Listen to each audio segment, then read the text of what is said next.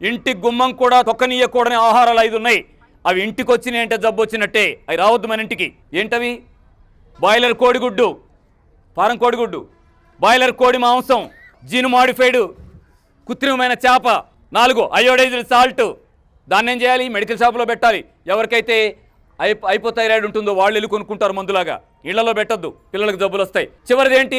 Pocket పాలు. Pocket పాలు వద్దంటే పాలు ఎట్లా? గేదెను పెట్టమంటావు ఏంటి ఇంట్లో? ఇప్పుడు హైదరాబాద్లో నేను అంటలా, ఎవరన్నా గేదెను పెంచితే అక్కడికి వెళ్ళి తెచ్చుకోండి. ఎవరు లేకపోతే ఏం పాలు తాగకపోతే చచ్చిపోతామో మానేయండి. అన్న ఉందిగా తినటానికి. అదేం మాట? పాలు తాగొద్దా? ఏం మాట్లాడుతున్నావు?